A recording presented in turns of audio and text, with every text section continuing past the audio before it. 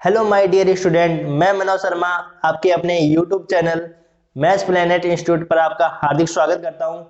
Previous lecture में आपने क्या पढ़ लिया था। कॉम्प्लेक्स नंबर का बेसिक्स पढ़ लिया था। फिर अपन ने समिश्र चर का फलन पढ़ा था। उसके बाद में एकलमानी फंक्शन क्या होता है उसके बारे में, और उसके बाद में बहुमानी फंक्शन के बारे में पढ़ा था। आज इस लेक्चर में हम क्या क्या पढ़ने वाले हैं, अवकलनीयता के बारे में पढ़ेंगे, डिफरेंशिएबिलिटी की डेफिनेशंस, और उस पर एक अपन थ्योरम को पढ़ेंगे और एक एग्जाम्पल को करेंगे। तो देखो अपन स्टार्ट करते हैं अवकलनीयता के बारे में। तो देखो अवकलनीयता क्या होती है, डिफरेंशिएबिलिटी, अवकलनीयता।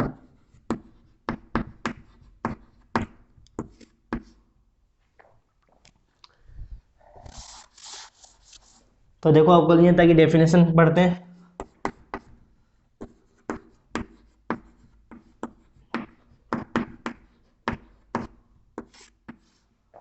डिफरेंशिएबिलिटी,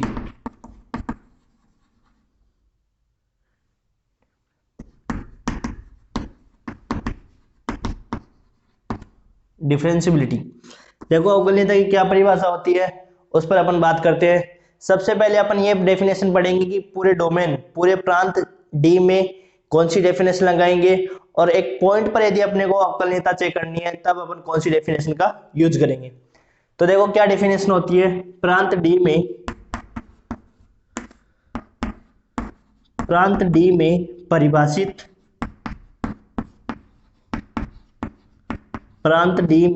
परिभाषित कोई फलन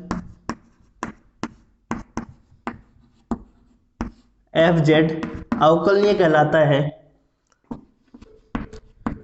कोई फलन एफ जेड अवकलनीय कहलाता है यदि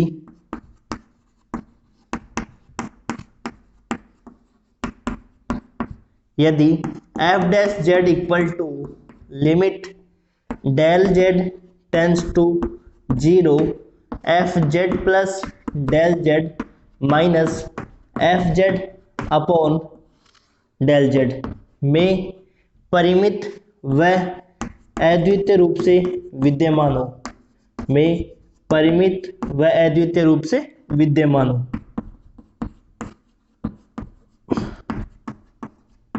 अद्वितीय रूप से विद्यमान हो।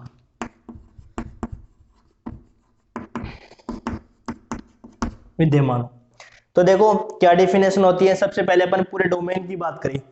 प्रांत डी का मतलब होता है, डी मतलब होता है डोमेन प्रांत में परिभाषित डिफाइन कोई फंक्शन एफ जेड डिफरेंशिएबल होगा। कब?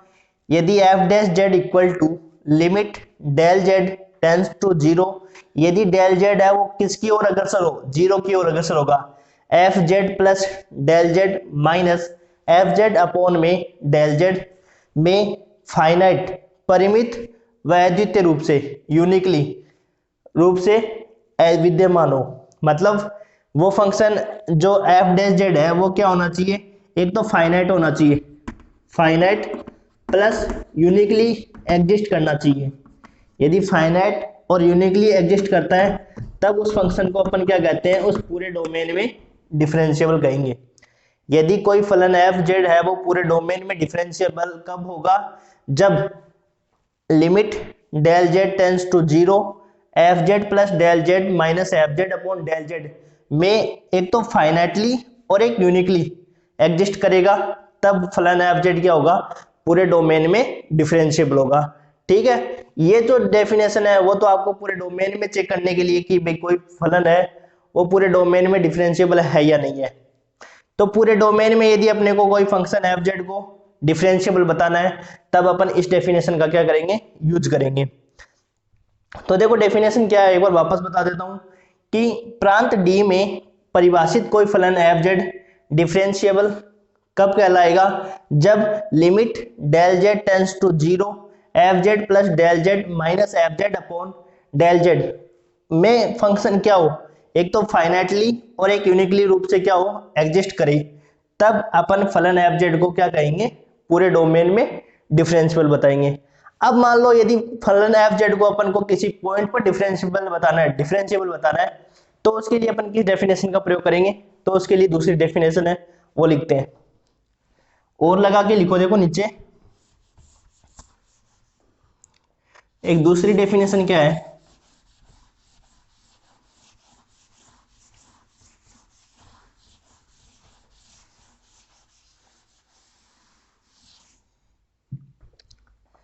इसके नीचे ही लिखना है आपको और लगाकर कि किसी पॉइंट पर अपन को डिफरेंशिएबल चेक करना है तो किस प्रकार से चेक करेंगे। देखो फलन एफ जेड बिंदु जेड बराबर जेड नोट पर अवकलनीय कहलाता है यदि अवकलनीय कहलाता है यदि F dash Z note equal to limit Z tends to Z note F Z minus F Z note upon Z minus Z naught में परिमित व अद्वितीय रूप से विद्यमान हो। परिमित व अद्वितीय रूप से विद्यमान हो। ये डेफिनेशन होती है कि किसी पॉइंट पर यदि अपने को डिफरेंशिएबल बताना है तो उसके लिए क्या डेफिनेशन होती है कि फलन एफ जेड बिंदु जेड बराबर जेड नोट पर अवकलनीय कहलाता है यदि F dash Z note equal to limit Z tends to Z note F Z minus F Z note upon Z minus Z naught में फाइनाइट और यूनिक रूप से एग्जिस्ट करना चाहिए। अब देखो अपन ने देखो दो डेफिनेशन देखी, एक तो पूरे डोमेन पर यदि फलन एफ जेड को डिफरेंशिएबल बताना है तब कौन सी डेफिनेशन यूज करेंगे, और किसी एक पॉइंट पर यदि अपने को फंक्शन को डिफरेंशिएबल बताना है तब आप इस डेफिनेशन को यूज करना है। अब देखो एक बार दोबारा रिपीट कर देता हूं दोनों डेफिनेशन को, शॉर्ट में आपको किस प्रकार याद करनी है उनको परिभाषा को। रटने की जरूरत नहीं है, रटने से कुछ भी याद नहीं होता है, रटने से आप एक बार रट सकते हो पर एग्जामिनेशन सेंटर में आप इनको भूल जाओगे, इसलिए उनको माइंड से याद करो जिससे अच्छे से आपके माइंड में सेट हो। तो देखो दोबारा बता देता हूं मैं इन दोनों डेफिनेशन को कैसे आपको याद करना है।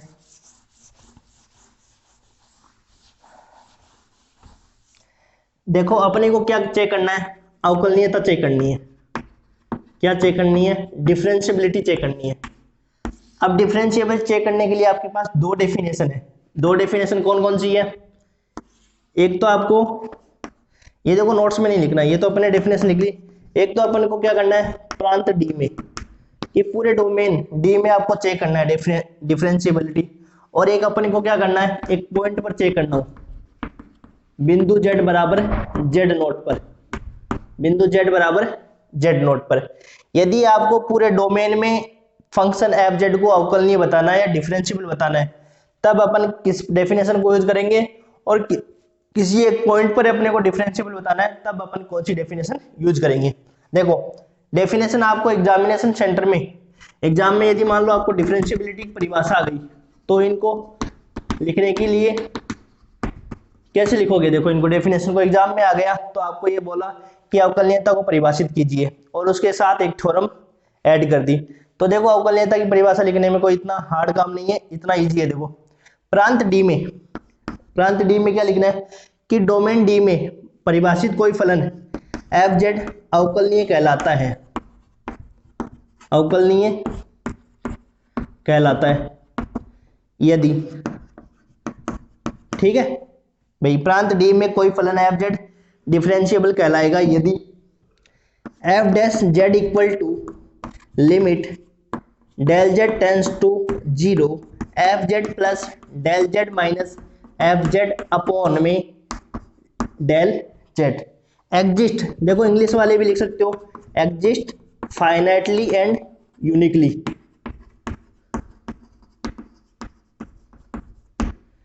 Finitely and uniquely. तो देखो एफ जेड है वो पूरे डोमेन में डिफरेंशिएबल कहलाएगा यदि F dash Z equal to limit del Z tends to 0 F Z plus del Z minus F Z upon में डेल जेड एग्जिस्ट विद्यमान फाइनाइटली परिमित रूप से और यूनिकली का मतलब होता है अद्वितीय रूप से। परिमित मतलब उसका मान परिमित आना चाहिए, और अद्वितीय का मतलब ये है कि यहाँ पे जैसे मान लो जेड स्थित है, तो इस जेड पर अपने पास पहुंचने के लिए मान लो अपन ने दो रास्ते यूज किए, एक तो अलोंग टू एक्स एक्सिस, और एक मान लो अपने को ये पथ यूज किया अलोंग टू वाई एक्सिस, और इन दोनों से मान क्या आना चाहिए, एक तो फाइनाइट आना चाहिए, फाइनाइट का मतलब कोई नंबर आना चाहिए, और एक क्या होना चाहिए, यूनिक आना चाहिए। मान लो इससे मान यदि अपन यहाँ से जेड को पहुंच रहे हैं, जेड से अपन एक तो अलोंग टू एक्स एक्सिस जा रहे हैं, एक अपन क्या जा रहे हैं, वाई एक्स के अनुदिश जा रहे हैं, एक एक्स एक्सिस के अनुदिश जा रहे हैं, एक बार अपन वाई एक्स के अनुदिश जा रहे हैं। तो इसमें मान लो अपने पास जेड का मान मान लो एक आया, तो इसके अकॉर्डिंग यदि मान एक आता है ना, तब अपन कहेंगे कि फलन एफ जेड वो पूरे डोमेन में क्या है, डिफरेंशिएबल है। ठीक है। अब मान लो बिंदु जेड बराबर जेड नॉट पर एक पॉइंट पर चेक करना है, तब उसकी डेफिनेशन क्या लिखेंगे, बिंदु जेड बराबर जेड नॉट पर एफ जेड अवकलनीय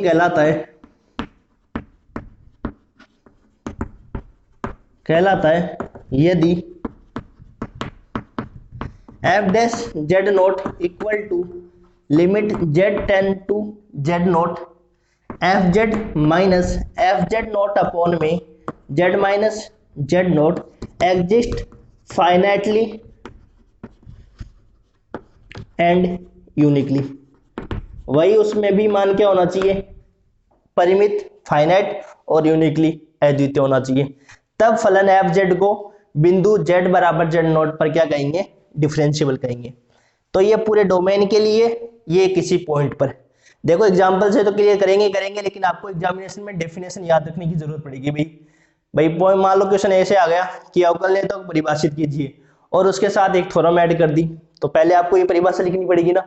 तो परिभाषा कैसे लिखोगे, एक पूरे डोमेन की लिखनी है कि पूरे डोमेन पर कोई फंक्शन डिफरेंशिएबल कब बताएंगे, और एक अपन किसी पॉइंट पर डिफरेंशिएबल कब बताएंगे।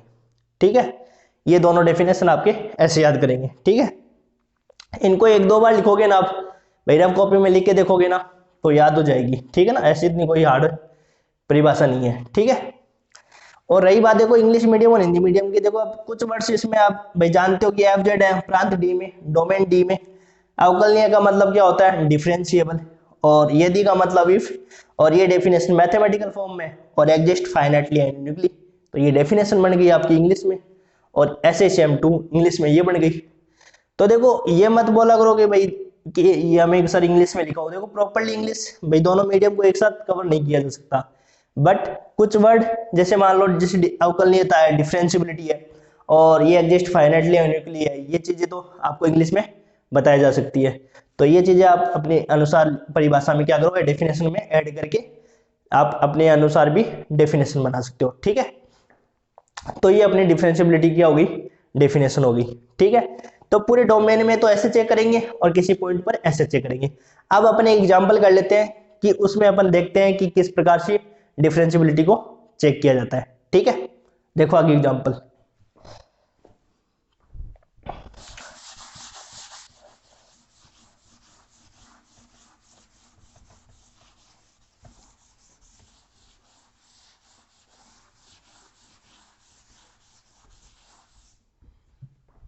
देखो एग्जांपल,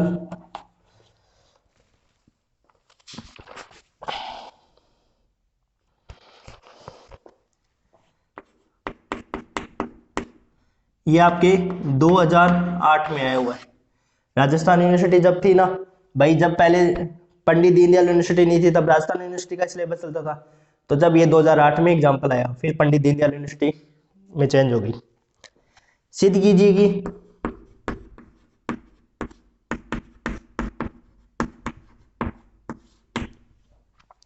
कीजिए कि फलन एफ जेड बराबर जेड की पावर n, जहां n एक धनात्मक पूर्णांक है,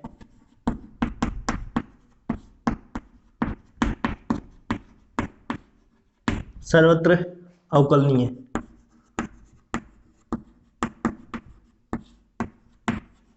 इंग्लिश वाले लिख सकते हैं प्रूव दैट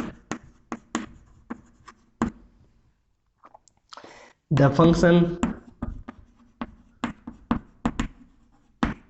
एफ जेड बराबर जेड की power N where N is positive integers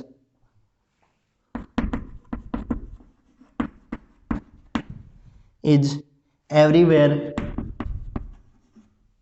differentiable.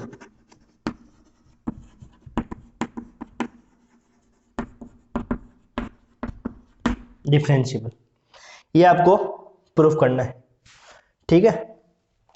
देखो सिद्ध कीजिए कि फलन एफ जेड बराबर जेड की पावर एन, जहां एन एक धनात्मक पूर्णांक है, सर्वत्र अवकलनीय है, ठीक है। मतलब आपको एक फलन दिया हुआ है जेड की पावर एन, इसको आपको एवरीवेयर कंटिन्यूअस बताना है, सॉरी एवरीवेयर डिफरेंशिएबल बताना है। एवरीवेयर क्या बताना है? डिफरेंशिएबल बताना है। मतलब ये सर्वत्र क्या है? अवकलनीय बताना है। इंग्लिश वाले क्या लिख सकते हो? Prove that the function F Z बराबर जेड की power N where N is a positive integer is everywhere differentiable. मतलब सर्वत्र एवरीवेयर डिफरेंशिएबल अपने को सिद्ध करना है। देखो एवरीवेयर डिफरेंशिएबल सिद्ध करना है तो आपने डेफिनेशन देखी थी कि फलन एफ जेड को अपने को डिफरेंशिएबल बताना है। फलन एफ जेड को अपने को क्या बताना है? डिफरेंशिएबल बताना है। तो अपन ने दो डेफिनेशन देखी थी, एक तो पूरे डोमेन में बताना है और एक अपने को क्या बताना है? एक पॉइंट पर बताना है, ठीक है। तो आपको एवरीवेयर डिफरेंशिएबल बताना है तो आपको पूरे डोमेन वाली डेफिनेशन को यूज करना है। तो आपको ये देखना है कि किसी पॉइंट पर यदि चेक करना हो तब तो इधर वाली डेफिनेशन यूज करेंगे, और यदि एवरीवेयर बोला है तब आपको ये डेफिनेशन यूज करनी है, ठीक है।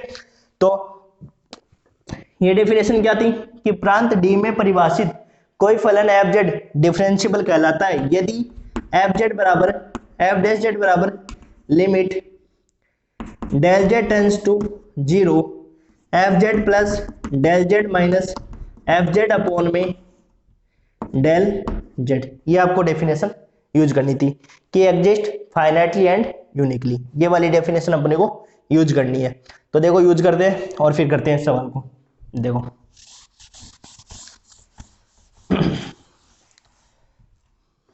आपको प्रूफ करना है तो यहां पे लगा दो प्रूफ। तो देखो एफ जेड बराबर क्या दे रखा है? जेड की पावर एन। एफ जेड बराबर क्या दे रखा है? जेड की पावर एन। तब अवकलनीयता की परिभाषा से तो डेफिनेशन लगाओ डिफरेंशिएबिलिटी की।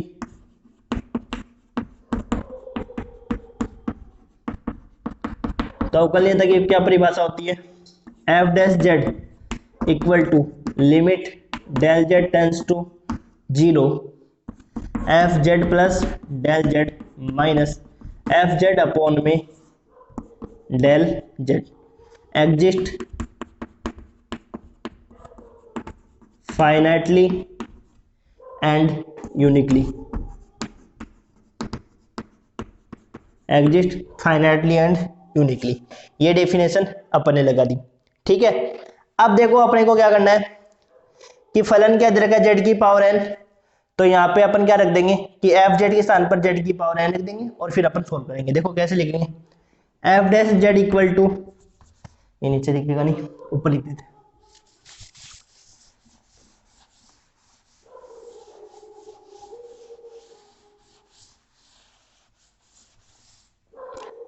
तो देखो एफ जेड तो अपने पास ये है ही, F Z plus del Z का मान निकालना है।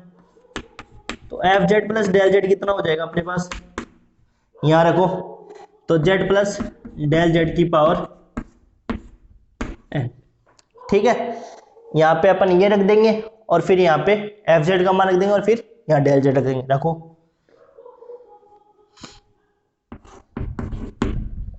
तब समीकरण 1 से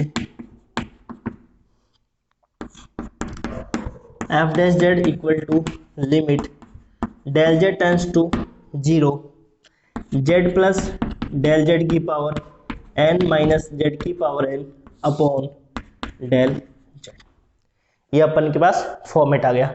f Z plus del Z के स्थान पर रख दिया ये वाली चीज, और फिर यहाँ पे एफ जेड के स्थान पर क्या रख दिया? जेड की पावर एन अपॉन में डेल जेड।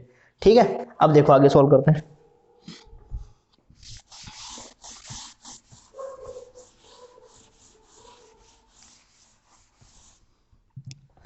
अब देखो इसका प्रसार अपन कैसे करेंगे, बायनोमियल थ्योरम से प्रसार करेंगे।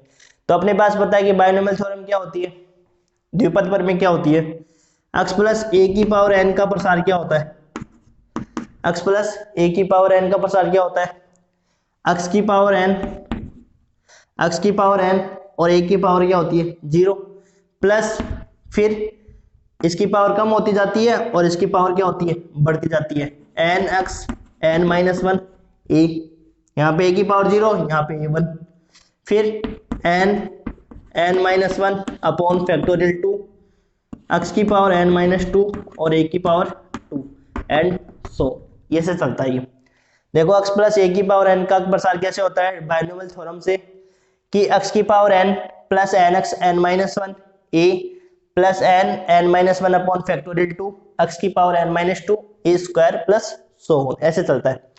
तो यदि अपन इसका प्रसार करें तो z प्लस डेल जेड की पावर n, तो इसका प्रसार करेंगे तो क्या होगा z की पावर n प्लस z की पावर n हो गई, और इसमें क्या हो जाएगा फिर n z N minus one और a के स्थान पर क्या हो जाएगा del z plus N minus one upon factorial 2 z की पावर n माइनस 2 और डेल z की पावर 2 और सो ऐसे चलेगा। तो अब इस एक्सपेंशन को कहाँ रख देंगे, यहाँ रख देंगे, समीकरण 2 में रख दो, चाहे आप डायरेक्ट लिख दो।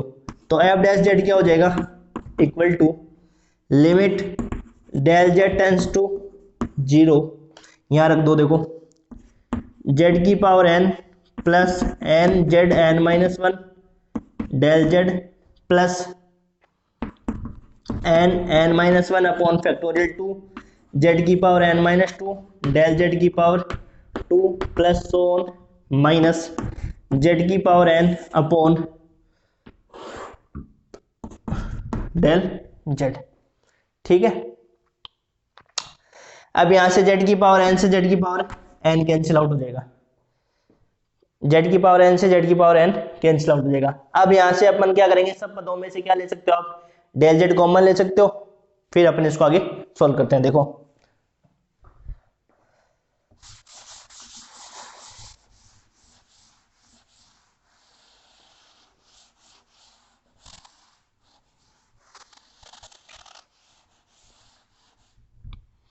देखो f dash Z equal to, यहां सबसे क्या ले लो, डेल जेड है वो कॉमन ले लो, तो limit del Z tends to 0 del z upon में डेल जेड।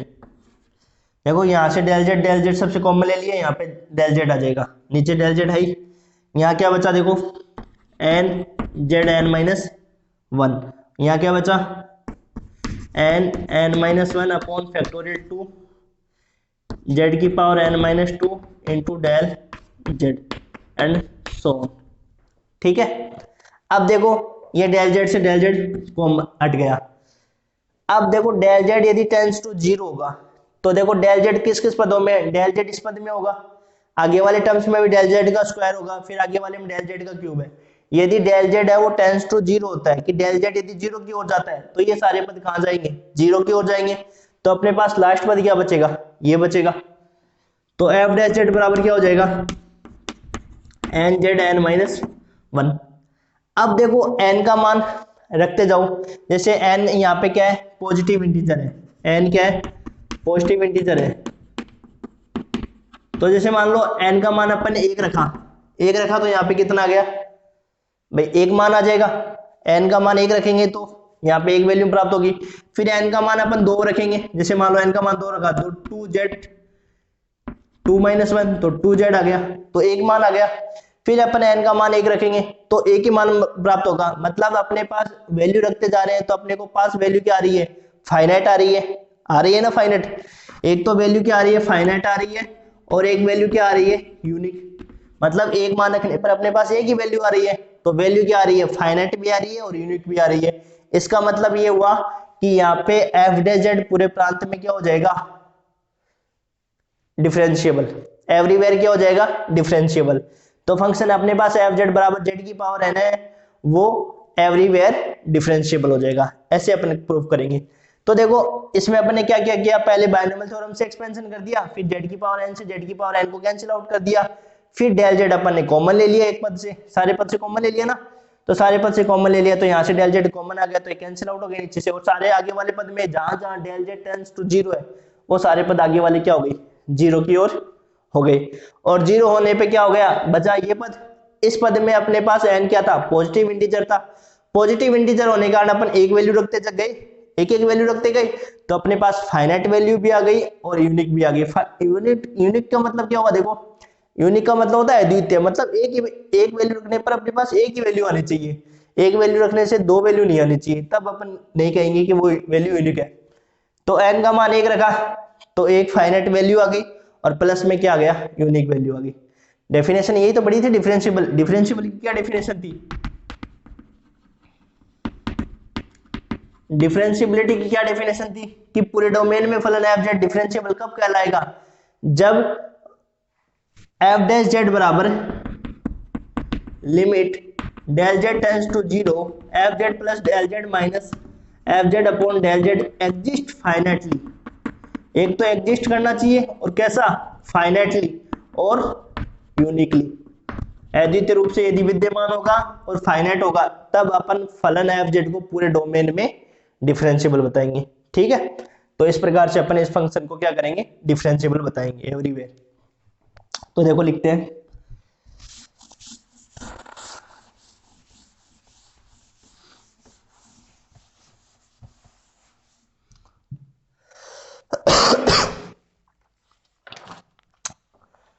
ये पद बच गया, चूंकि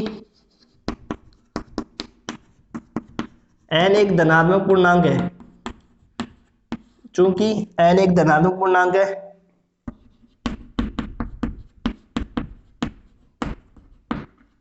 अतः z के प्रत्येक परिमित मान के लिए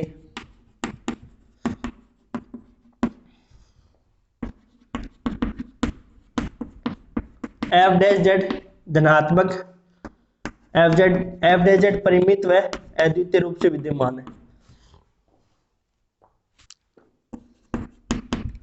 परिमित व अद्वितीय रूप से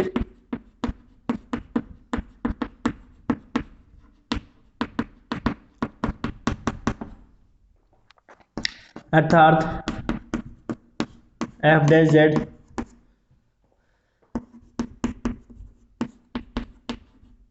प्रांत डी में सर्वत्र अवकल नहीं होगा। प्रांत डी में लिख सकते हो, अर्थात एफ डैश जेड सर्वत्र अवकल नहीं, ऐसे लिख दो directly. Everywhere differentiable, everywhere differentiable. तो अपन ऐसे प्रूव करेंगे इस एग्जांपल को। अब देखते हैं आगे एग्जांपल दूसरा। अपन पहले एक थ्योरम कर लेते हैं, फिर अपन एग्जांपल करेंगे इसके आगे। ठीक है, तो देखो लिख लो, लिखना चाहो तो देखो। और है ना नोट्स आप है ना यहाँ से रेगुलर बना सकते हो। आपको पंडित दीनदयाल यूनिवर्सिटी को स्पेशली मतलब पूरा कोर्स करवाया जाएगा, और इसमें राजस्थान यूनिवर्सिटी भी कंप्लीट होगी, और राजस्थान यूनिवर्सिटी और पंडित दीनदयाल यूनिवर्सिटी का सेम ही सिलेबस है, दोनों कवर हो जाएंगे। और एमजेयू बच्चों के लिए भी ये पहली यूनिट और एक लास्ट वाली यूनिट सेम है, तो वो भी यहाँ से नोट्स बना सकते हैं। देखो आगे एक थ्योरम करते हैं जो बहुत इंपॉर्टेंट थ्योरम है।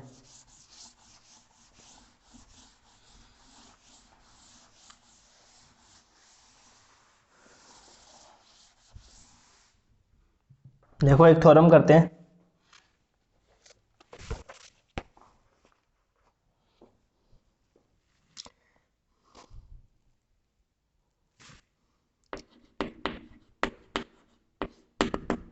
सबसे ज्यादा इंपॉर्टेंट थ्योरम है ये, राजस्थान यूनिवर्सिटी में ये 10 और 12 में आई हुई है, और लेटेस्ट भी ये थ्योरम आई हुई है, लेकिन ये मेरे पास जो बुक है वो पुरानी बुक है, इस वजह से।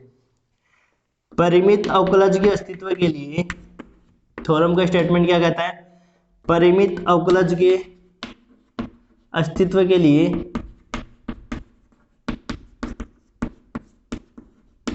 अस्तित्व के लिए सांत्यता आवश्यक प्रतिबंध है।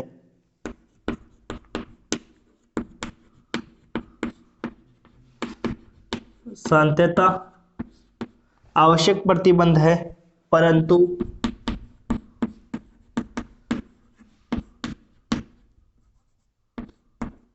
प्रतिबंध है परंतु पर्याप्त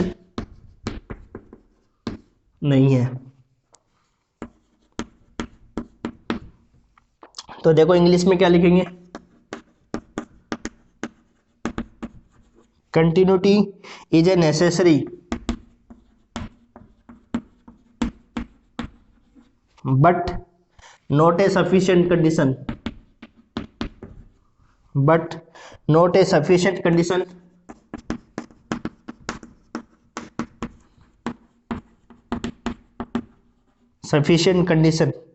for the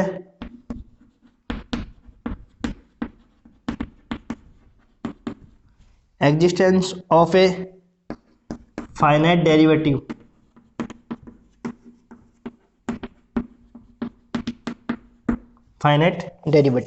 देखो सबसे ज्यादा इंपॉर्टेंट थ्योरम है ये, बहुत ज्यादा इंपॉर्टेंट थ्योरम है, आती है बहुत बार, और लेटेस्ट में भी 18 या 19 वाली ईयर में आ चुकी होगी, लेकिन 10 और 12 में ये आई हुई है। तो देखो क्या कहती है थ्योरम, इसका प्रूफ देखते हैं। परिमित अवकलज के अस्तित्व के लिए, परिमित अवकलज के अस्तित्व के लिए सांत्यता आवश्यक प्रतिबंध है परंतु पर्याप्त नहीं है। आवश्यक प्रतिबंध को इंग्लिश में कहते हैं नेसेसरी कंडीशन, और पर्याप्त प्रतिबंध को कहते हैं सफिशिएंट कंडीशन। तो ये तो देखो, ये तो होता है नेसेसरी कंडीशन का साइन, आवश्यक प्रतिबंध का, और ये वाला जो साइन होता है ये वाला होता है सफिशिएंट का साइन। यदि दोनों चीज हो जाती है तब तो अपन ऐसे लिख देते हैं, नेसेसरी भी है और सफिशिएंट, मतलब ये चीज होती है तो ये चीज होती है तो ये होती है, और ये होती है तो ये होती है, तब तो अपन साइन ये लगा देते हैं। और एक वन साइडेड होता है, ये तो आवश्यक प्रतिबंध होता है नेसेसरी कंडीशन का, और ये होता है सफिशिएंट कंडीशन का, ठीक है। और जहाँ पे आवश्यक प्रतिबंध और पर्याप्त प्रतिबंध दोनों के बाद होता है तो यदि और केवल यदि का भी अपन कई जगह होता है। देखो कई जगह ये लिखा हुआ आएगा यदि और केवल यदि, इसका मतलब भी क्या होता है, थ्योरम को दोनों तरफ से प्रूफ करना होता है, इफ एंड ओनली इफ, ठीक है। तो देखो क्या थ्योरम कह रही है, थ्योरम ये कह रही है कि कोई फलन मान लो अवकलनीय होता है, कोई फलन मान लो डिफरेंशिएबल है, मान लो कोई फलन क्या है, डिफरेंशिएबल है, तो डिफरेंशिएबल फलन जो होता है वो हमेशा क्या होता है, सतत होता है। अवकलनीय फलन हमेशा क्या होता है, सतत होता है, परंतु सतत फलन का अवकलनीय होना आवश्यक नहीं है। ये थ्योरम ये कह रही है कि कोई फलन मान लो अवकलनीय होता है तो वो हमेशा क्या होता है, हमेशा सतत होता है, जबकि सतत फलन है वो अवकलनीय नहीं होता है, आवश्यक रूप से ये सत्य नहीं होता है। कोई फलन डिफरेंशिएबल हो भी सकता है, कोई नहीं भी हो सकता है। अब देखो अपन इस थ्योरम को कैसे प्रूव करेंगे, अपन सबसे पहले मान के चलेंगे कि कोई फलन एफ जेड है वो डिफरेंशिएबल है, अवकलनीय है, और अपन क्या प्रूव कर देंगे, अपन ये प्रूव कर देंगे कि वो फंक्शन क्या है, सतत है। तब तो कंडीशन क्या हो जाएगी, आवश्यक प्रतिबंध हो जाएगा। तो ये थ्योरम ये कह रहे हैं कि परिमित अवकलज के अस्तित्व के लिए सांत्यता है वो आवश्यक प्रतिबंध तो है परंतु पर्याप्त नहीं है। इसका मतलब कोई फलन यदि सतत है तो वो अवकलनीय होना आवश्यक नहीं है। तो अपन कैसे इस थ्योरम को सिद्ध करेंगे कि ऐसे सिद्ध करेंगे कि मान लो कोई फलन एफ जेड को अवकलनीय मान लेंगे और उसको अपन क्या बता देंगे कि वो फलन एफ जेड है वो सतत है, ठीक है। फिर अपने को जब विलोम में इसका जब सिद्ध करना होगा तब विलोम के लिए अपन ये बता देंगे कि कोई फलन मान लो सतत है तो वो डिफरेंशिएबल नहीं है। उसके लिए अपन एक ऐसा एग्जांपल दे देंगे कि वो फलन है वो सतत तो है परंतु अवकलनीय केवल एक ही पॉइंट पर है, एवरीवेयर वो डिफरेंशिएबल नहीं है। तो अपन इस थ्योरम को कैसे प्रूव करेंगे कि कोई फलन एफ जेड को अवकलनीय मान लेंगे, सतत दिखा देंगे, फिर अपन सतत को अवकलनीय बताने के लिए अपने एग्जाम्पल लिख देंगे कि भाई एग्जाम्पल है ये फलन है वो हमेशा सतत तो है परंतु अवकलनीय नहीं है। इसलिए बोला गया है कि परिमित अवकलज के अस्तित्व के लिए सांत्यता आवश्यक प्रतिबंध है परंतु पर्याप्त नहीं है। तो इसका मतलब ये हुआ कि कोई फलन अवकलनीय है तो वो हमेशा सतत होता है परंतु सतत फलन का अवकलनीय होना आवश्यक नहीं होता है, ठीक है। तो देखो यही कह रहा है कि continuity is a necessary, continuity तो नेसेसरी है बट नॉट ए सफिशिएंट, लेकिन वो पर्याप्त प्रतिबंध नहीं है कि मतलब कोई फलन यदि मान लो अवकलनीय है तो वो सतत तो हमेशा होगा, बट कोई फलन सतत है तो उसका अवकलनीय होना आवश्यक नहीं है। उसके लिए अपन एक एग्जांपल लिख देंगे और उस एग्जांपल से अपन ये प्रूव करके दिखा देंगे कि वो फंक्शन सतत है, एवरीवेयर कंटिन्यूअस है बट नॉट डिफरेंशिएबल, लेकिन वो डिफरेंशिएबल केवल एक ही बिंदु पर है, वो भी मूल बिंदु पर, वो अपन दिखा देंगे। तो देखो कैसे प्रूव करेंगे इसको। एक बार मैं आपको स्ट्रक्चर बता देता हूं कि अपन को इस थ्योरम को प्रूव कैसे करना है, तो फिर अपनी थ्योरम इजी हो जाएगी, क्योंकि थ्योरम बहुत इंपॉर्टेंट है, एग्जाम में बहुत पूछा जाता है इसको। तो अपन ये बताएंगे देखो कि कोई फलन है वो अवकलनीय जरूर है, कोई फलन अवकलनीय है तो वो हमेशा क्या होता है, हमेशा क्या होता है, सातत्यता प्रतिबंध रखता है या सतत होता है। लेकिन कोई फंक्शन यदि कंटिन्यूअस है तो उसका अवकलनीय होना आवश्यक नहीं है। तो देखो इसको अपन कैसे प्रूफ करेंगे, तो इसके लिए स्ट्रक्चर बनाते हैं। देखो स्ट्रक्चर कैसे बनाओगे, कैसे बनाएंगे इसके लिए, देखो स्ट्रक्चर मान लेंगे अपन कोई फलन एफ जेड है, वो बिंदु जेड बराबर जेड नोट पर क्या है, डिफरेंशिएबल है।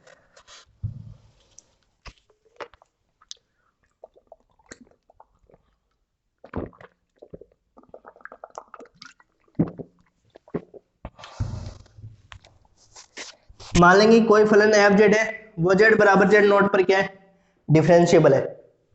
ठीक है, इसको डिफरेंशिएबल मान लेंगे और डिफरेंशिएबल की क्या है लगा देंगे, डेफिनेशन लगा देंगे, और डेफिनेशन से अपन ये प्रूव करके दिखा देंगे कि वो फंक्शन क्या है, कंटिन्यूअस है। और फिर कंटिन्यूअस अपन एक फंक्शन मान लेंगे और उसको अपन क्या दिखा देंगे कि वो फंक्शन डिफरेंशिएबल नहीं है, केवल एक ही बिंदु पर डिफरेंशिएबल है। ठीक है, तो लिखते हैं देखो इस थ्योरम को। समझ में आ गई ना आपको ये स्टेटमेंट। देखो स्टेटमेंट जब तक आपको समझ में नहीं आएगा ना तब तक आप थ्योरम का प्रूफ नहीं लिख सकते। कोई भी थ्योरम, जैसे कोई भी कॉम्प्लेक्स हो, चाहे वो एब्स्ट्रैक्ट अलजेब्रा हो, उसमें क्या होता है, पहले आपको थ्योरम समझना होगा कि क्या प्रूफ करना है और किस तरीके से अपन को प्रूफ करना है। तो जब वो चीजें आपको समझ में आ जाएगी तो थ्योरम को प्रूफ करना इतना आसान होता है कि आप प्रूफ कर सकते हो। और एक दो बार इनको लिख लिख के आप याद करोगे ना तो ज्यादा से जल्दी से याद हो जाएंगी आपकी चीजें, तो इतना कोई हार्ड नहीं है। और ये थ्योरम तो बहुत इंपॉर्टेंट थ्योरम है, बहुत बार एग्जाम में आई हुई है। तो देखो माना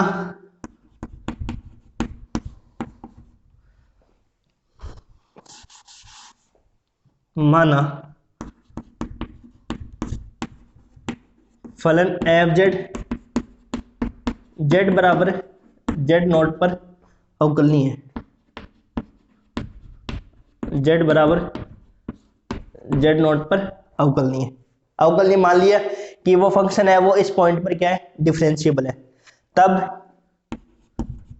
अवकलनीयता की परिभाषा से, तब definition of differentiability, then by definition of differentiability, अवकलनीयता की परिभाषा से।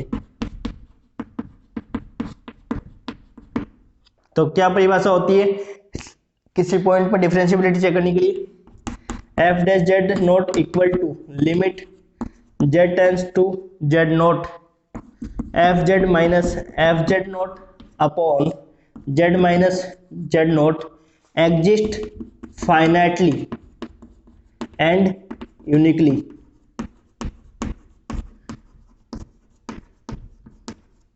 ये आपकी डेफिनेशन हो गई किसी पॉइंट पर डिफरेंशिएबिलिटी चेक करने के लिए। तो मैंने आपको डेफिनेशन दो बताई थी, एक तो पूरे डोमेन पे यदि डिफरेंशिएबिलिटी चेक करनी है तब अपन कौन सी डेफिनेशन यूज करेंगे, और किसी पॉइंट पर यदि अपने को डिफरेंशिएबिलिटी चेक करनी है तब अपन कौन सी डेफिनेशन यूज करेंगे। ठीक है, तो माना फलन एफ जेड है वो जेड बराबर जेड नॉट पर डिफरेंशिएबल है।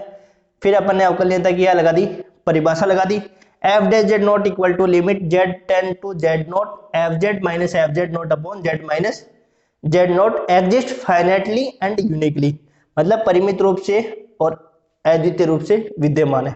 ठीक है, अब देखो इसके बाद में क्या करेंगे, अब अपन इस वाली चीज को लेकर चलेंगे और उससे अपन बताएंगे कि वो फंक्शन क्या है, फलन है एफ जेड अवकलनीय माना था और उसको अपन क्या सिद्ध कर देंगे, सतत सिद्ध कर देंगे। तो देखो आगे क्या करते हैं।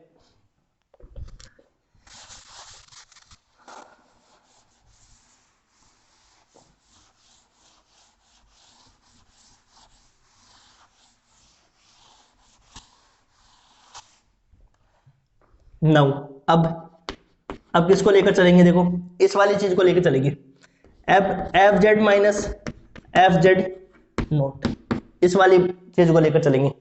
तो देखो F Z minus F Z note, ऊपर नीचे अपन ने किससे गुणा कर दिया, जेड माइनस जेड नोट से गुणा कर दिया, ऊपर नीचे किससे गुणा कर दिया, जेड माइनस जेड नोट से, जेड माइनस जेड नोट से गुणा कर दिया और जेड माइनस जेड नोट का ही भाग लगा दिया। ठीक है, अब दोनों तरफ क्या ले लो, लिमिट ले लो, लिमिट क्या ले लो, limit Z tends to Z note F Z minus F Z not, दोनों तरफ क्या ले लो, लिमिट ले लो, limit Z tends to Z note F Z minus F Z note upon Z minus Z not into Z minus Z not. ठीक है, ये अपन ने क्या ले लिया, दोनों तरफ लिमिट ले ली। अब अपने को पता है कि भाई लिमिट किसी फंक्शन पर लिमिट है तो ये फंक्शन क्या मल्टीप्लाई में, limit x tends to zero f x into g x है, तो उस फंक्शन को क्या कर सकते हैं अपन, दोनों दोनों पे क्या करते हैं, अलग अलग लिमिट लगा सकते हैं। एक तो देखो ये फंक्शन हो गया, एक फंक्शन ये हो गया और एक फंक्शन क्या हो गया, ये हो गया, तो दोनों फंक्शन हो गए, तो दोनों फंक्शन की लिमिट क्या कर सकते हैं हम, अलग अलग पर लिमिट लगा सकते हैं। ये फंक्शन, ये लिमिट की प्रॉपर्टीज होती है ना कि दो फंक्शन यदि गुणा में हो F x into g x के फॉर्म में हो तो दोनों पर लिमिट को क्या किया जाता है, अलग अलग किया जा सकता है। ठीक है, तो देखो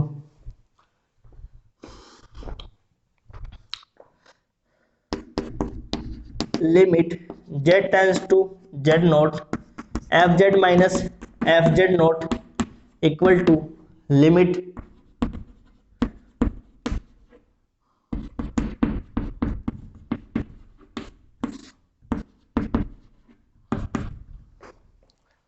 limit Z tend to Z nought z minus Z nought. अब देखो ये किसकी परिभाषा बन गई, ये वाली किसकी परिभाषा बन गई, ये देखो z tend to Z note F Z minus F Z note upon Z minus Z nought, और ये किसकी परिभाषा हो गई, एफ डैश जेड नोट की। ठीक है, तो इसकी जगह क्या लिख देंगे, f dash Z note.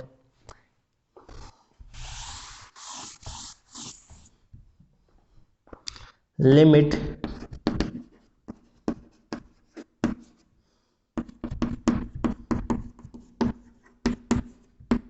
Equal to, ये डेफिनेशन हो गई एफ डैश जेड नोट, और इसमें मान लो अपन लिमिट लगाते हैं, जेड की जगह क्या रखना है, z tends to Z nought, तो जेड की जगह अपन जेड नोट रखी तो यहाँ वैल्यू क्या मिलेगी अपने को, देखो z tends to Z nought, z के स्थान पर अपन जेड नोट लिख देंगे तो z nought minus Z nought zero, तो ये वैल्यू क्या हो जाएगी, zero.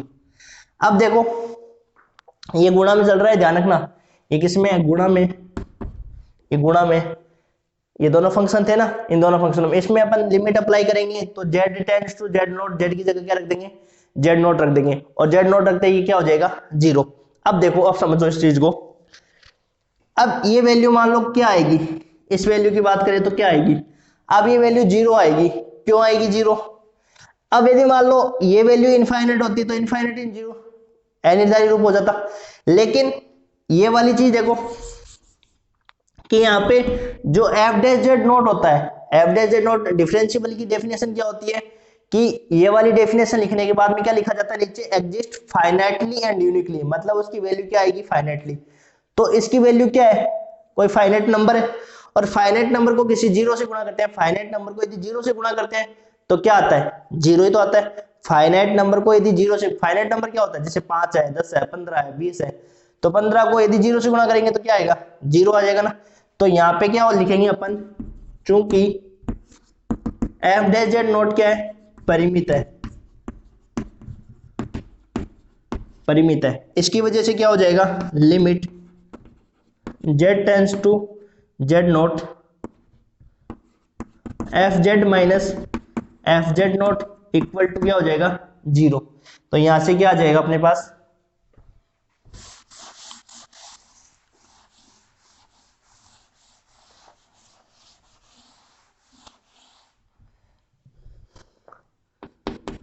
Limit Z tends to Z note F Z minus F Z note equal to zero, वही लिख दिया मैंने वापस। यहां देखो limit Z tends to Z note F Z equal to ये क्या हो जाएगा एफ जेड नोट। और ये डेफिनेशन किसकी होती है, कंटिन्यूटी की डेफिनेशन होती है कि z tends to Z nought और जेड के वाला बिंदु क्या है, एक ही है। इसका मतलब ग्राफ कहीं से ब्रेक नहीं है, इसका मतलब फंक्शन फलन एफ जेड बराबर जेड नोट पर क्या है, कंटिन्यूअस है, सतत है। ये अपने को सिद्ध करना था। फलन एफ जेड को जेड बराबर जेड नोट पर अपन ने डिफरेंशिएबल माना था और यहाँ पर अपन ने क्या सिद्ध कर दिया, कंटिन्यूअस सिद्ध कर दिया। इसका मतलब अवकलनीय फलन हमेशा क्या होते हैं, अवकलनीय फलन हमेशा क्या होते हैं, सतत होते हैं। अब अपन ये बताएंगे सतत फलन का अवकलनीय होना आवश्यक नहीं है, जिसे एक निम्न उदाहरण के द्वारा अपन समझ सकते हैं। तो अपन एक एग्जांपल ऐसा शो कर देंगे कि जो फलन सतत तो है परंतु अवकलनीय केवल कहाँ पे, मूल बिंदु पे। ठीक है, मूल बिंदु के अलावा कहीं भी वो अवकलनीय नहीं है। ठीक है, तो ये आपका क्या हो गया, सतत को अपन इस प्रकार से सिद्ध करेंगे। तो समझ में आ गया ना। पहले तो अपन ने क्या कर लिया, F Z minus F Z note को लेकर चले थे, इसको लेकर चले थे ना। एक बार वापस से समझा देता हूँ, फिर अपन उस एग्जांपल को करेंगे। इसको लेकर चले थे अपन, फिर अपन ने क्या कर दिया, जेड माइनस जेड नोट को गुणा और भाग कर दिया। फिर अपन ने क्या कर दिया, दोनों तरफ लिमिट लगा दी थी, इस पे भी लिमिट लगा दी थी, लेकिन इसमें जेड की जगह जेड नोट रखते ही ये वैल्यू क्या हो गई, 0। और ये वैल्यू किसकी डेफिनेशन हो गई, एफ डैश जेड नोट की परिभाषा हो गई और इनटू 0। अब एफ डैश जेड नोट तो क्या है, परिमित है, और परिमित को किसी नंबर से गुणा करेंगे तो 0। इसका मतलब ये हुआ कि f Z minus F Z note equal to 0। यहाँ से एफ जेड बराबर एफ जेड नोट और यहाँ पे जेड बराबर जेड नोट पर कंटिन्यूस। ठीक है, तो देखो, अब देखो कन्वर्सली विलोम इसका करते हैं।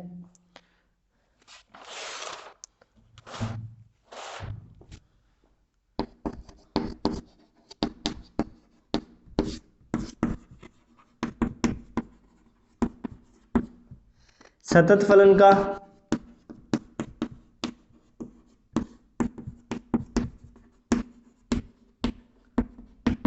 फलन का अवकलनीय होना आवश्यक नहीं है।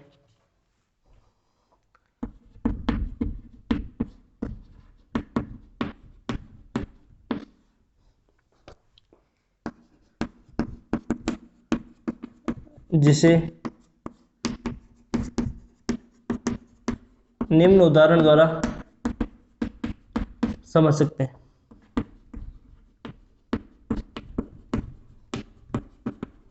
निम्न उदाहरण द्वारा समझ सकते हैं कि सतत फलन का अवकलनीय होना आवश्यक नहीं है, जिसे हम निम्न उदाहरण द्वारा समझ सकते हैं। अब देखो एग्जाम्पल लिखते हैं। एग्जाम्पल क्या है, एफ जेड बराबर मॉडुलस ऑफ जेड स्क्वायर सर्वत्र सतत है, एवरीवेयर कंटिन्यूअस है, लेकिन अवकलनीय कहाँ पे है, सिर्फ ओरिजिन पॉइंट पर है। एफ जेड बराबर जेड स्क्वायर सर्वत्र सतत है, परंतु अवकलनीय केवल मूल बिंदु पर है।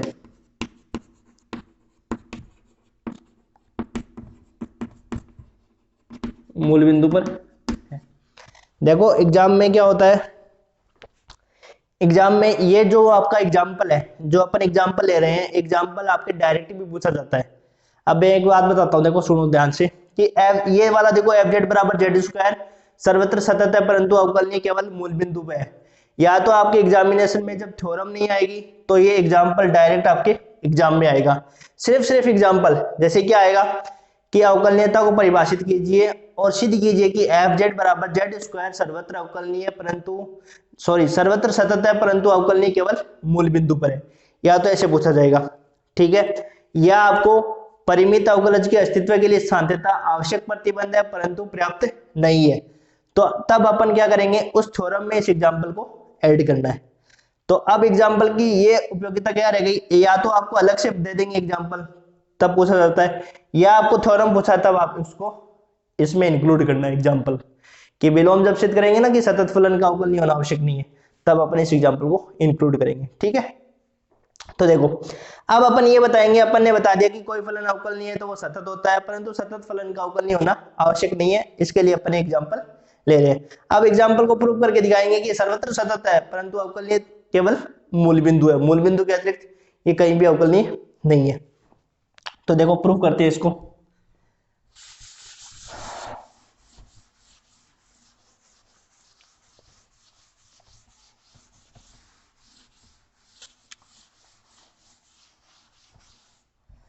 तो सबसे पहले देखो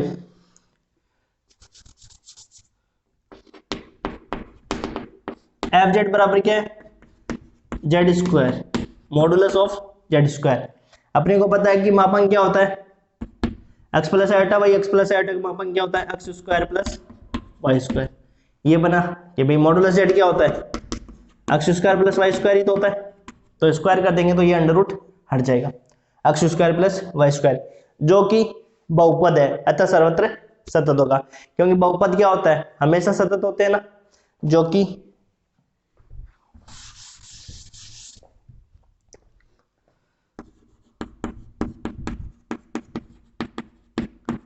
बहुपद है, पॉलिनोमियल है।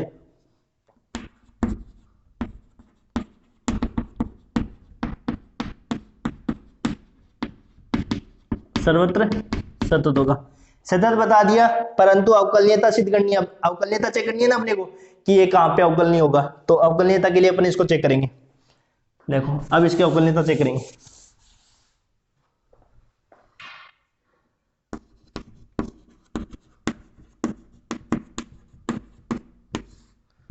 डिफरेंशियबिलिटी,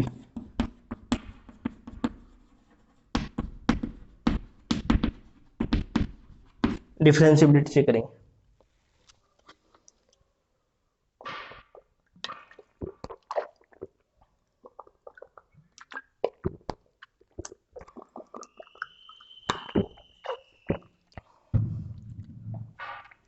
देखो डिफरेंशियबिलिटी कहां पे चेक करेंगे, पूरे डोमेन पे चेक कर लेंगे, और पूरे डोमेन पे चेक करेंगे और फिर अपन देखेंगे कि ये अवकलनीय है, एवरीवेयर अवकलनीय है या नहीं, एवरीवेयर डिफरेंशिएबल है या नहीं है।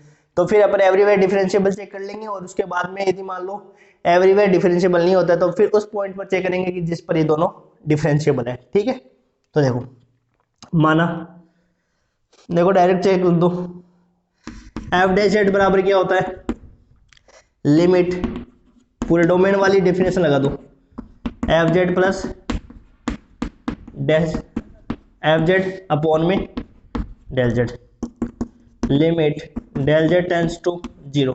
एफ जेड बराबर क्या है, मॉडुलस ऑफ जेड का स्क्वायर। यहाँ पे जेड प्लस डेल जेड रखोगे तो क्या मिलेगा, जेड प्लस डेल जेड का square minus modulus of Z का स्क्वायर अपॉन में डेल जेड। ठीक है, अब अपन जानते हैं चूंकि मॉडुलस जेड का स्क्वायर के बराबर क्या लिख सकते हो, जेड इंटू जेड बार, ये लिख सकते हो ना आप, जेड इंटू जेड बार बराबर क्या था, मॉडुलस जेड स्क्वायर। तो यहाँ पे अप्लाई करो, limit del Z tends to 0, तो जेड प्लस डेल जेड और जेड प्लस डेल जेड का bar minus Z into Z bar upon del Z. आ गया समझ में कि जेड इंटू जेड बार बराबर क्या लिख सकते हो, डेल जेड का स्क्वायर, ये डेल जेड का स्क्वायर है, तो जेड प्लस डेल जेड और जेड प्लस डेल जेड का बार, जेड का स्क्वायर की जगह क्या लिख सकते हो, जेड इंटू जेड बार। ठीक है, अब अपन क्या करेंगे, अपने को पता है कि Z1 प्लस Z2 पे यदि टोटल पे बार हो तो इन दोनों को आप अलग अलग पे बार करके लिख सकते हो। तो लिखेंगे, देखो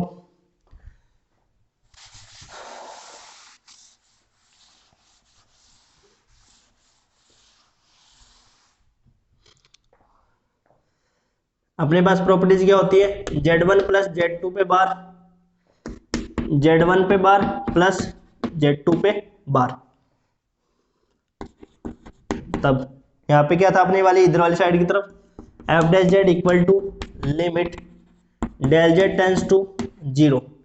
यहाँ पे क्या हो जाएगा, Z plus del Z Z bar plus del Z bar minus Z into Z bar upon del Z. ठीक है,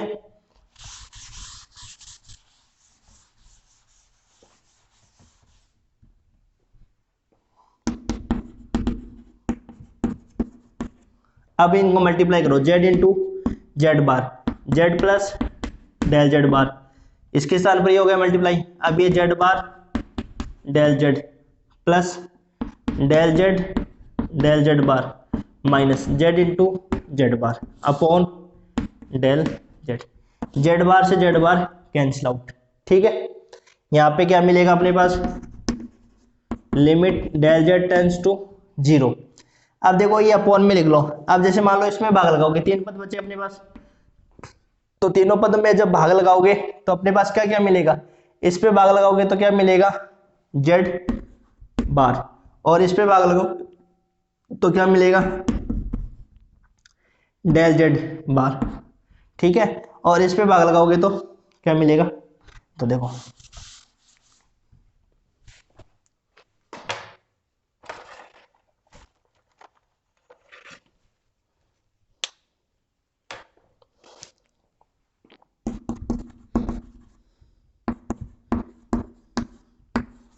देखो इस पे लगाओगे भाग तो अपने को मिलेगा z into del z upon में डेल जेड बार अपॉन में डेल जेड। इस पे भाग लगाओगे तो क्या मिलेगा अपने को बताओ, जेड बार, और इस पर भाग लगाओगे तो डेल जेड बार, ये पद मिलेंगे।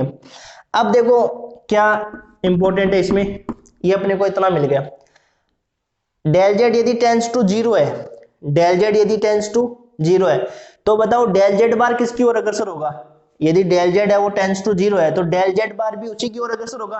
क्यों, क्योंकि जेड है, जेड है मान लो कोई कॉम्प्लेक्स नंबर, और जेड बार क्या है, उसका कॉन्जुगेट है, तो यदि जेड मान लो टेंस टू जीरो है तो जेड बार भी कौन टेंस टू जीरो ही होगा। तो चूंकि डेल जेड है वो टेंस टू जीरो, तब डेल जेड बार भी किसकी ओर अग्रसर होगा, जीरो की ओर अग्रसर होगा, होगा ना।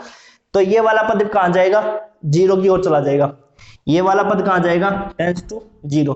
तो बाद में अपने पास पद क्या बचेंगे, देखो ये वाला पद जीरो की ओर अग्रसर नहीं होगा, क्यों कि यदि वाला ये वाला पद जीरो की ओर, ये भी जीरो की ओर, तो 0.04 इनफाइनाइट फॉर्म आ गए। इनफाइनाइट फॉर्म थोड़ी ना होती है, क्यों, डिफरेंशिएबल सिद्ध करने के लिए क्या होता है, फाइनाइट वैल्यू आनी चाहिए और यूनिक आनी चाहिए। तो यहां से सिर्फ ये याद रखना है कि डेल जेड यदि टेंस टू जीरो होता है तो डेल जेड बार भी किसकी ओर अग्रसर होगा, जीरो की ओर, तो ये किसकी ओर अग्रसर हो जाएगा, जीरो की ओर। तब अपने पास क्या मिलेंगे, ये दो पद मिलेंगे। अब इन दो पदों में देखो, ये इस वाले पद में तो डेल जेड है नहीं, तो इस पे तो लिमिट क्या आ जाएगी, लगेगी नहीं, तो ये पद तो विदाउट लिमिट आ जाएगा और इस पद पे लिमिट लग जाएगा। तो देखो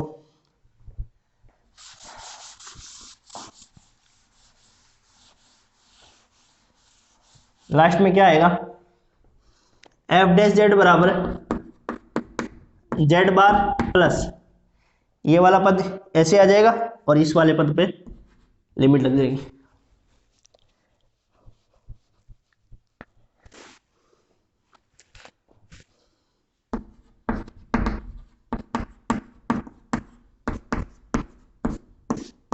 ये वाला पद, ये हो गई समीकरण संख्या 1। ठीक है, अब अपने को क्या करना है, डिफरेंशिएबल सिद्ध करना है। तो देखो अब मैंने बताया था कि भाई यहाँ मान जेड यहाँ पे स्थित है, तो अपन किस किस के अनुदिश जा सकते हैं, अपने को एक तो अलोंग टू एक्स एक्सिस जाना है और एक बार अलोंग टू वाई एक्सिस जाना है। तो अलोंग टू एक्स एक्सिस देख लेंगे और अलोंग टू वाई एक्सिस देख ले, एक बार एक्स एक्स के अनुदिश जाके देख लेंगे, एक बार वाई एक्स के अनुदिश जाके देख लेंगे। यदि दोनों से जाने पर मान यदि सेम आता है, एफ डे जेड का मान यदि सेम आता है, अद्वितीय आना चाहिए ना, परिमित और अद्वितीय आना चाहिए। यदि परिमित और अद्वितीय आता है तब तो अपन कह देंगे कि एफ जो एफ जेड फलन दे रखा है वो उस पॉइंट पर क्या हो जाएगा भाई, एवरीवेयर क्या हो जाएगा, डिफरेंशिएबल हो जाएगा। यदि मान सेम नहीं आता है तब अपन उसको डिफरेंशिएबल नहीं बताएंगे कि वहां पे डिफरेंशिएबल नहीं होगा। ठीक है भाई, डिफरेंशिएबिलिटी की आपने भाषा पढ़ी थी कि अपन जेड की तरफ जाए और जेड की तरफ अपन किन्हीं भी रास्तों से जाए तो उससे यदि मान फाइनाइट और अद्वितीय आना चाहिए, फाइनाइटली और यूनिकली आना चाहिए, तब अपन फलन एफ जेड को क्या बताएंगे, डिफरेंशिएबल बताएंगे। तो सबसे पहले तो अपन देखेंगे कि डेल जेड है वो शून्य की ओर अग्रसर एक्स एक्स के अनुदिश अलोंग टू एक्स एक्सिस, और एक बार देख लें अलोंग टू वाई एक्सिस। यदि दोनों से मान सेम आता है, दोनों पथों के अनुदिश, तब अपन कह देंगे फलन एफ जेड डिफरेंशिएबल होगा। यदि सेम नहीं आता है तब अपन कहेंगे कि फलन एफ जेड है वो डिफरेंशिएबल नहीं होगा। ठीक है, फलन एफ जेड को डिफरेंशिएबल बताने के लिए अपन यदि जिन पथों का सिलेक्शन करते हैं, जिन पथों को चूज करते हैं, जिन दो पथों का सिलेक्शन करते हैं, उन दोनों पथों के अनुदिश यदि मान सेम आता है तभी अपन फलन एफ जेड को डिफरेंशिएबल बताते हैं। ठीक है भाई, जो भी पथ अपन 2 से 3 चार भी पथ 2 से 3 जो भी पथ सिलेक्ट करें सबसे मान यदि सेम आए तभी अपन उसको डिफरेंशिएबल बताएंगे। ठीक है, तो देखो अब लिखो इसमें केस फर्स्ट लेते हैं अपन। केस फर्स्ट,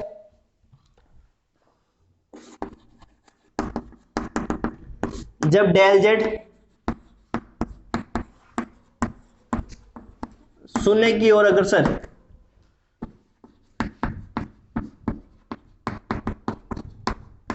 x के अनुदिश हो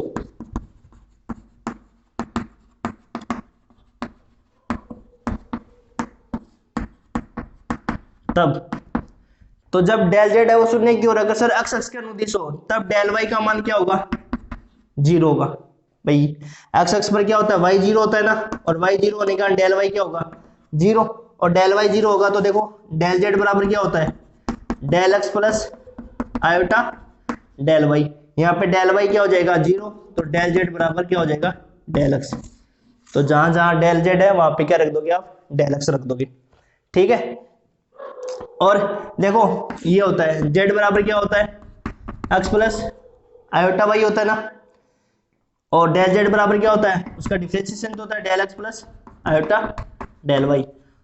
और z बार बराबर क्या होता है, x माइनस आयोटा y, तो डेल z बार किसके बराबर होगा, del x minus iota del y। अब बताओ देखो डेल y, जब डेल z है वो शून्य की ओर अग्रसर होगा तो x के अनुदिश होगा तब डेल y क्या होगा, जीरो, तो डेल y इसी में जीरो और इसमें भी जीरो, तो डेल z तो किसके बराबर हो जाएगा, डेल x के बराबर, और डेल z बार भी किसके बराबर हो जाएगा, डेल x के। तो यहां लिख सकते हो डेल z बार किसके बराबर हो जाएगा, डेल x के। तब समीकरण एक से रख दो अब मान एफ डैश जेड बराबर Z bar plus Z limit del X tends to zero, del Z bar किसकी ओर अग्रसर, डेल एक्स के अकॉर्डिंग, और यहाँ पे डेल एक्स, तो यहाँ से मान आ जाएगा जेड बार और यहाँ से क्या मान आ जाएगा, जेड। ये हो गई आपकी समीकरण संख्या 2। तो जब डेल जेड है वो शून्य की ओर अग्रसर x के अनुदिश है तब डेल y क्या हो गया, जीरो, और यहाँ पे मान रखा तो डेल जेड डेल x के बराबर और del Z bar del x के बराबर, यहाँ पे अपन ने मान रख दिया। अब अपन लेते हैं केस सेकंड। तो केस सेकंड क्या होता है, जब डेल जेड शून्य की ओर अग्रसर y के अनुदिश हो, अब किसकी ओर होगा, y के अनुदिश हो, और y के अनुदिश होगा तो तब क्या होगा, डेल x जीरो के बराबर, और डेल x जब जीरो के बराबर होगा तब देखो इन दोनों में मान रखना अपने को, डेल x की जगह जीरो रख दोगे तो डेल z किसकी ओर, डेल z किसके बराबर हो जाएगा, iota del y, iota del y के बराबर हो जाएगा, और ये किसके बराबर हो जाएगा, माइनस आयोटा डेल y के। तो यहां से समीकरण एक के बराबर की इसके हो जाएगा, देखो z बार प्लस z, यहाँ पे हो जाएगा del y tends to zero, और यहाँ पे हो जाएगा आपके पास डेल जेड बार किसके बराबर, आयोटा डेल y, और ये आयोटा डेल y, तो ये कैंसिल आउट हो गया, तो जेड बार माइनस जेड, ये हो गई आपकी समीकरण संख्या 3। अब देखो समीकरण 2 से मान किसके बराबर आया है, जेड प्लस जेड बार के, और समीकरण 3 से मान किसके बराबर है, जेड माइनस जेड बार के। तो दोनों मान समान है क्या, नहीं है ना, परिमित तो है बट लेकिन अद्वितीय नहीं है, तो परिमित है बट अद्वितीय नहीं है, इसका मतलब कि फलन एफ जेड है वो एवरीवेयर डिफरेंशिएबल नहीं होगा, ठीक है ना।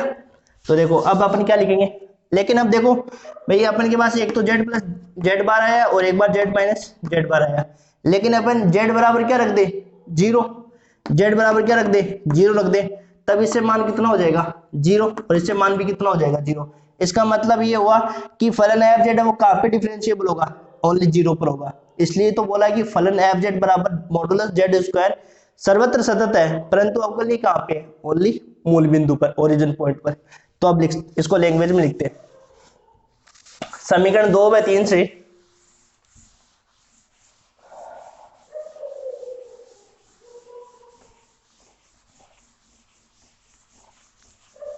अब ये थ्योरम खत्म हो गई आपकी, देखो बस लिखना ही बाकी है। समीकरण 2 व 3 से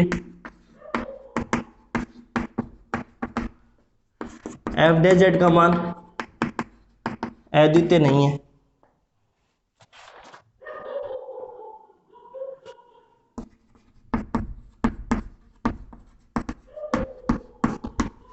अतः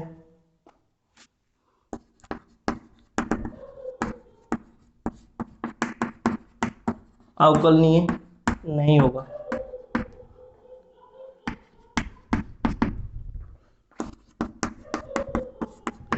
परंतु यदि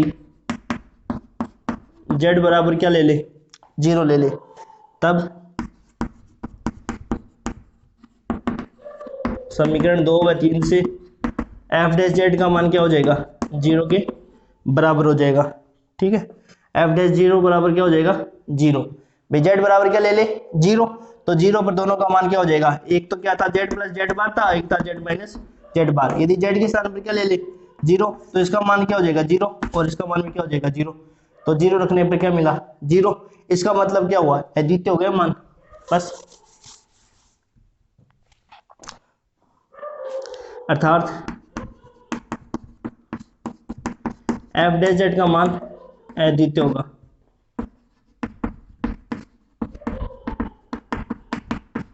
एफ डैश जेड का मान अद्वितीय, अर्थात एफ डैश जेड मूल बिंदु पर अवकलनीय होगा।